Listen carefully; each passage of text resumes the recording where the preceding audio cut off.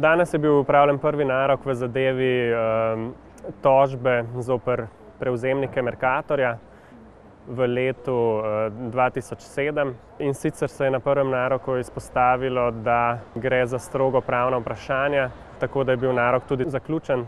Tožeča stranka si je pridržala pravico, da v dodatni pripravljalni vlogi odgovori na zadnje navedbe toženih strank. Poleg tega je tudi sodišče predstavilo svoje videnje zadeve.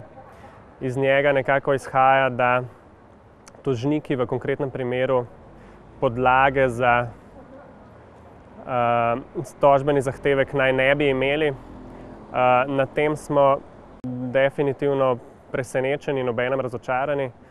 Gre za dejstvo, da je bila v času prevzemnih aktivnosti v letu 2007 kršena prevzemna zakonodaja in ukolikor v konkretnem primeru takratni manjšinski delničarji Mercatorja ne dosežejo ustreznega nadomestila v obliki odškodnine, se da zaključiti, da kršitev prevzemne zakonodaje ne potegne za seboj ustrezne sankcije.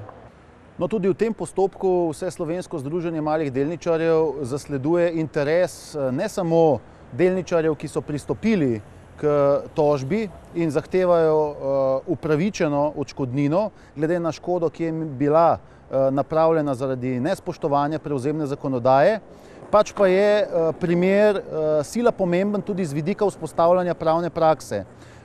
Na današnjem naroku smo izrecno opozorili na posledice, ki bi jih drugačna odločitev sodišča, kot je ta, katero več kot upravičeno zagovarjamo, torej, da morajo biti sankcije tudi v odškodninskem smislu, kajti predvideva jih zakon o prevzemih, uveljavljene.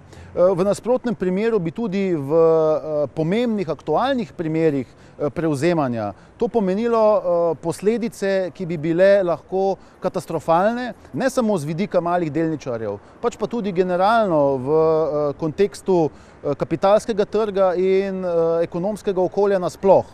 Takšna praksa, kateri smo priča v konkretnem primeru, lahko pripelje do negativnih posledic tudi v luči trenutnega dogajanja, kjer se ravno tako prevzema identična družba, poslovni sistem Mercator.